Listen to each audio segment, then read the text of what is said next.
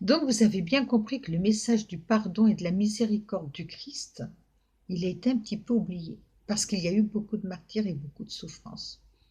Alors ils sont arrivés, quand même, les chrétiens, il y a eu un grand débat dans l'Église entre le 1er et le 4e siècle, entre ceux qui disaient, mais quand même, le Christ, il a parlé de miséricorde, de pardon, c'est vachement dur, votre religion, là, enfin, c'est compliqué, là.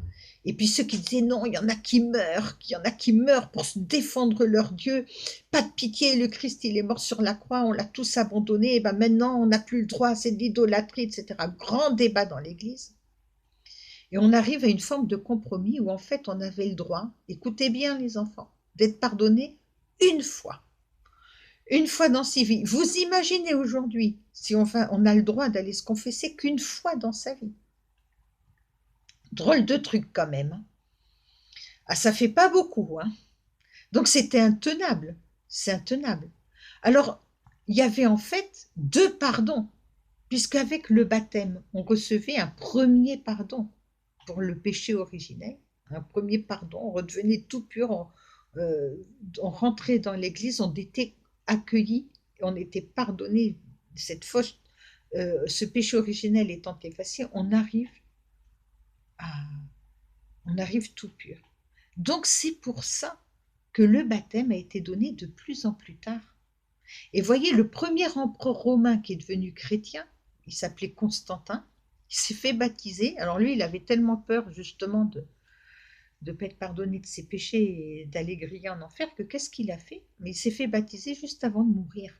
Comme ça, il était tranquille, puisqu'on n'avait droit qu'à un pardon dans sa vie, plus le pardon donné par le baptême. En fait, les gens avaient deux chances de pouvoir être pardonnés avant de mourir. Donc, ils se sont mis à se faire baptiser de plus en plus tard. Et vous avez alors un concile qui est très peu connu, c'est le concile d'Orléans qui est en... Excusez-moi. En 536, vous avez le concile d'Orléans qui va même jusqu'à dire, je vais vous lire juste ça, que personne ne donne son pardon à une personne encore jeune. En fait, pourquoi? Il fallait surtout pas donner son pardon, faire le sacrement de pénitence à une personne encore seule, puisqu'il n'y avait droit qu'à une fois. Et donc, il fallait le donner le plus tard possible. Donc, c'était quand même très compliqué. Puis, on se rend bien compte que quelque chose ne va pas du tout, là, dans cette pratique de l'Église, avec l'enseignement du Christ. Alors, vous n'oubliez pas ce que Jésus a dit à Simon. Il lui a dit, Simon, désormais tu t'appelleras Pierre, sur cette pierre vous bâtirez mon église. Et il lui a fait cette promesse que l'Esprit Saint accompagnerait toujours l'église.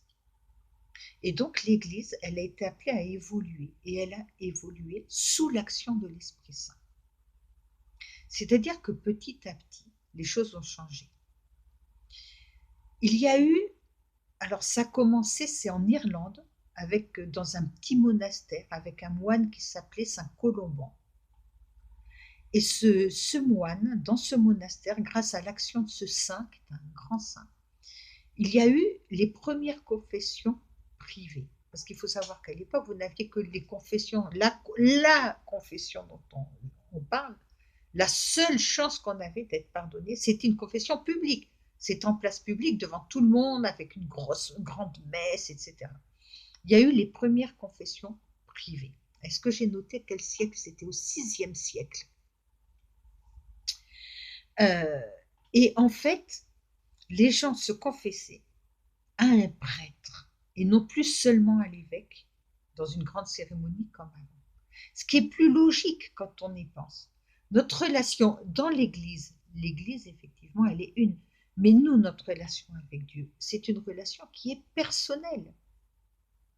Donc, on parle avec un prêtre, on confesse nos péchés, vous savez que le prêtre, il est là, mais il n'est pas là. Il est là sans être là.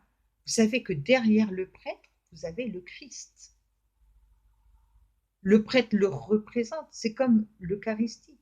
Le prêtre, c'est un sacrement. Le Christ est présent. Le prêtre est assis, vous savez, dans le confessionnal. Il écoute vos péchés. Mais le prêtre, c'est quoi? C'est juste une courroie de transmission.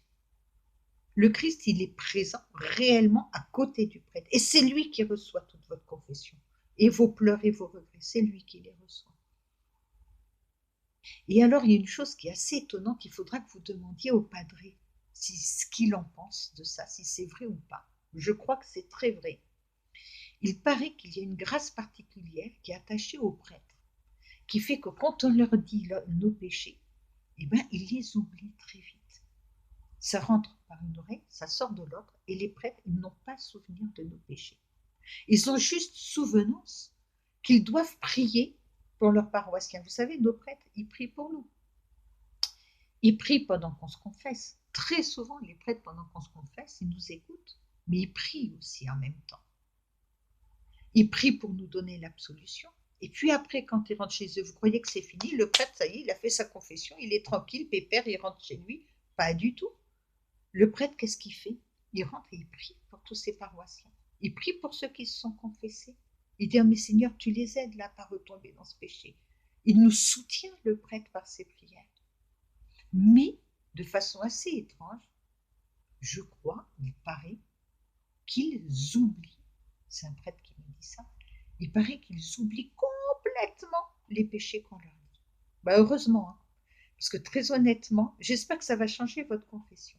Parce que quand on va se confesser, vous, je ne sais pas, mais moi des fois, mais j'ai honte, j'ai honte. Je me dis, ah non, non. Alors en plus, quand vous connaissez le prêtre à qui vous allez vous confesser.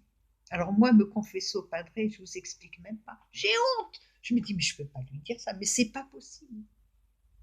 C'est une vraie humiliation. Et puis on se dit, mais qu'est-ce qu'il va penser de moi? Mais il va me voir comme une pauvre femme. Puis il aura raison. Et puis il y a un moment donné où même ça, aussi dur que ce soit, même ça, il faut s'en détacher. Vous voyez, il faut passer de l'humiliation, du sentiment d'humiliation, au sentiment d'humilité. Peu importe les péchés qu'on fait, ce qui compte, c'est de vouloir se réconcilier avec son bon Dieu.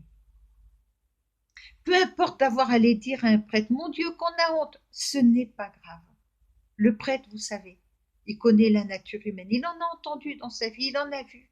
Vous croyez quoi? Qu'il va vous juger, lui, l'homme de Dieu? Mais le prêtre, il fait tout sauf nous juger. Il est rempli d'amour pour ses paroissiens. Il pense qu'à une chose, c'est nous aider à gagner notre ciel. Alors oui, on peut tout lui dire au padre. Et puis alors, n'allez pas cacher un péché que vous avez fait parce que vous avez trop honte de le dire. C'est terrible de faire ça. Allez, courage, courage. C'est un sale moment, courage. Mais une fois qu'on y est, qu'on a tout déballé, on sort, qu'est-ce qu'on se sent mieux. Puis je vous ai dit, le padré, comme tous les prêtres, quand ils entendent notre confession, ils l'oublient, c'est une grâce du ciel qu'ils ont. Ils oublient tout ce qu'on a dit. Ils n'en retiennent vraiment rien. Si, ils en retiennent qu'ils doivent prier pour nous. Et puis à travers le prêtre, c'est comme une vitre. C'est quelque chose, c'est comme s'il était transparent. À travers le prêtre, c'est le Christ qui est là. C'est lui qui nous écoute et c'est lui qui va nous consoler. Et puis c'est lui qui va nous donner la grâce à travers la bénédiction du prêtre. C'est lui qui va nous donner la grâce et la force de ne pas recommencer. La confession, c'est quelque chose d'extraordinaire. Moi, j'ai voulu faire cette petite vidéo justement pour vous montrer cet historique de la confession, pour que vous réalisiez à quel point on a de la chance de pouvoir aujourd'hui se confesser aussi souvent. Alors, je reprends où j'en étais, je ne sais plus où j'en suis. Alors, il y a un compromis qui a été trouvé suite à ce Saint Colomban en Irlande, qui a fait les premières confessions privées. Alors, par contre, il donnait des punitions, ça rigolait pas. Alors, ça s'est répandu dans toute l'Europe. Et on arrivait à une sorte de compromis au Moyen-Âge, où les grosses fautes, les gros péchés publics, c'est-à-dire que tout le monde connaissait. Il fallait quand même, il y avait la valeur de l'exemple qui était très forte. Donc, l'adultère, le meurtre, l'idolâtrie, c'était quand même des péchés qui étaient mis sur la place publique, tout le monde le savait. Alors là, ça rigolait pas. Grosse cérémonie, la personne arrivée devait reconnaître ses péchés, demander pardon, s'abaisser, s'humilier, et elle était pardonnée, mais elle avait une énorme pénitence à faire. Alors, les types de pénitence qu'il y avait au Moyen-Âge, ça rigolait pas. Vous savez que nos petits genoux, je vous salue Marie, que le prêtre nous donne, c'est rien du tout, hein. À l'époque, quand on allait se confesser, alors le genre de pénitence qu'il y avait, c'était bah, vous allez partir en pèlerinage à Jérusalem. Ah d'accord, ça représentait 2 ans, 3 ans de voyage. Il y avait très peu de gens qui revenaient parce que beaucoup mouraient sur la route. On devait quitter sa femme, ses enfants pendant de nombreuses années. Comment ils allaient se nourrir? Ah mais Dieu pourvoira. Vous êtes gentil, mais ça rigole pas. Vous aviez un risque de mort. On risquait sa vie pour être pardonné. Et les gens partaient comme ça, pieds nus, en pauvres sandales, avec un bâton, un quignon de pain, et ils partaient comme ça, pendant 2 ans, 3 ans, traverser toute l'Europe pour aller jusqu'à Jérusalem. Et puis, prendre le bateau. Il y en avait beaucoup qui étaient enlevés, qui finissaient esclaves. Attention, hein, ça rigolait pas leur punition. Donc il y avait 2 formes de pénitence, de sacrement. Vous aviez le sacrement, la pénitence publique, et puis vous aviez la pénitence privée, où là, c'était des confessions, où le prêtre vous écoutait pour des fautes un peu moins graves, même beaucoup moins graves, et le prêtre vous donnait, après, bon, tu feras telle et telle chose, mais ça rigolait pas, c'était pas juste quelques je vous salue Marie à l'époque. Et en fait, vous savez ce qu'on dit, euh, ce qui n'a pas de valeur ne vaut rien. C'est la nature humaine. Les gens, ils attachent de l'importance à ce qui a du prix, à ce qui a de la valeur. C'est le côté vénal de l'homme, on aime ce qui a de la valeur. Eh bien, pour donner une valeur à cette pénitence, les prêtres et l'Église ont commencé à dire, ben, tu vas faire quelque chose qui va te coûter physiquement, comme ces voyages, comme aller construire une église. Il y en a eu qui ont dit, ben, tu vas construire une cathédrale, tu vas donner 5 ans de ta vie pour aller construire une cathédrale, une église, parce qu'il manquait de main d'œuvre pour construire les magnifiques cathédrales qu'on a aujourd'hui. Et tu donneras aussi de l'argent. Aïe, aïe, aïe, ça fait mal quand on touche au porte-monnaie. Les gens, ils veulent bien faire des pénitences.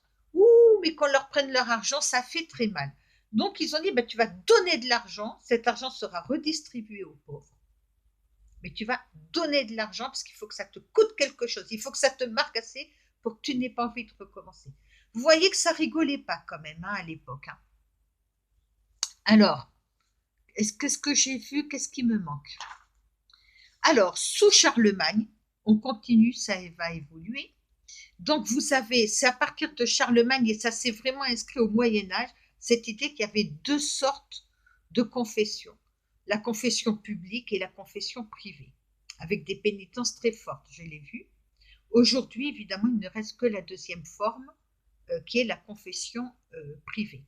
Alors, après Vatican II, donc là, on est au XXe siècle, XXIe siècle, après Vatican II, il y a eu une troisième tentative de faire une forme de confession. Elle n'a pas marché parce qu'elle n'était pas bonne non plus. Ça a été ce qu'on a appelé, alors, ah voilà, les cérémonies pénitentielles. Alors la cérémonie, ça a été une mode hein, après, dans les années 70-80, où toute l'assemblée se réunissait, tous les chrétiens, l'Église se réunissait, on faisait une confession publique. Alors, et après, le prêtre donnait une absolution générale à toute l'assemblée. Alors ça, c'est très mauvais aussi. Et d'ailleurs, l'Église l'a rejeté, a dit que ce n'était valable qu'en cas de danger de mort. Par exemple, il y a un tremblement de terre qui arrive, une éruption volcanique énorme, et vous êtes une trentaine de personnes autour du prêtre. Là, il peut, parce qu'il y a un danger de mort, vous donner l'absolution. Dans les autres cas, pas d'absolution, ça ne marche pas. Pourquoi? Parce que la confession, notre relation avec Dieu, c'est une relation intime et personnelle. Le pardon qui nous est donné, c'est un pardon personnel, en fonction de ce qu'on dit, de ce qu'on est et de la grâce que l'on reçoit. Donc la confession, elle doit rester individuelle et personnelle. Voilà, le cours est terminé. Je pense que j'ai à peu près tout dit. Pour terminer, je vous fais un petit rappel sur la confession. Après, on va rentrer dans qu'est-ce que c'est que le pardon. Mais je trouvais que ce cours était vraiment rigolo et sympa parce que je voulais vous montrer cette évolution de la confession à travers l'Église et vous montrer mais à quel point, mon Dieu, mais qu'on est chanceux aujourd'hui de pouvoir se confesser, d'avoir les pénitences qu'on a. Alors, les enfants, quand même, allez vous confesser. Parce que franchement, vous voyez ce qu'ils devaient subir les autres auparavant? Vous vous rendez compte de la chance qu'on a? Et on en fait quoi? C'est un sacrement qu'on utilise peu. Moi, je voudrais que vous alliez au moins vous confesser une fois par mois. C'est un bon rythme. Une fois par mois, on va voir le padré, on va se confesser. C'est très important. Pourquoi? Parce que le péché, tant qu'il n'est pas pardonné, ni confessé et pardonné, il reste sur notre âme, il la flétrit, il l'abîme, il la salit. Il est essentiel, fondamental pour garder cette communion avec Jésus, pour le garder en nous. C'est essentiel. Est-ce qu'on accueille un invité dans une maison sale? Voilà, c'est très simple. Est-ce que vous allez accueillir, vous avez quelqu'un qui vient, vous aimez beaucoup, vous voulez l'accueillir, vous faites quoi? Vous me faites une jolie table, vous mettez des fleurs dans un petit verre d'eau au milieu de la table. Vous vous faites beau. Vous l'accueillez bien. Eh ben, Jésus, à plus forte raison, Jésus, est-ce que vous voulez l'accueillir dans une maison sale, la maison de votre âme? Est-ce que vous voulez l'accueillir dans la demeure de votre âme, dans une demeure qui soit sale? Ben non. On donne un coup de balai sur le paillasson. On va prendre un chiffon, on va vite nettoyer ses meubles. Ben ça, c'est ce qu'on fait quand on va se confesser. On donne un grand coup de karcher, un grand coup de nettoyage. Puis on sort de là, vous savez, quand on sort de la confession, qu'est-ce qu'on se sent bien? On se sent tout propre, tout neuf. Puis il y a plein de choses qui se passent dans la confession, mais on en parlera plus tard. Je vous embrasse. Ah, je voulais saluer aujourd'hui nos deux J. Alors Jacqueline et Jeanne, ma petite Jeanne, comment vas-tu? Et toi, mon grand Jacqueline, comment allez-vous tous les deux? J'espère que vous allez bien. Et je vous embrasse et j'ai une pensée particulière pour vous. Jacqueline, j'ai un service quand même à te demander. Je ne sais pas d'où vient ton prénom que je trouve magnifique. J'aimerais bien que tu m'envoies un petit mail ou que tu regardes, tu dois sûrement le savoir. Est-ce qu'il y a un Saint-Jacqueline? Est-ce que c'est Saint-Jacques? C'est un grand saint. Mais je serais curieux de savoir l'origine de ce prénom. Alors, tu as Henri de la Roche-Jacquelin qui était un chef vendéen qui a défendu la Vendée contre les révolutionnaires. C'était un homme, il était magnifique. C'était une très très belle figure de l'histoire. Bravo. Et Jeanne, alors Jeanne, ah là là, t'en as des saintes, Jeanne. T'as pas que Sainte Jeanne. J'aimerais bien que tu me cherches, toi, de ton côté, quelles autres saintes, par exemple, je pense à Sainte Jeanne de Chantal, quelles autres saintes tu connais qui portent le nom de Jeanne? C'est un prénom qui a été porté par beaucoup de saintes. Voilà, et vous avez des prénoms magnifiques. Je vous embrasse très fort tous, et puis à la prochaine vidéo.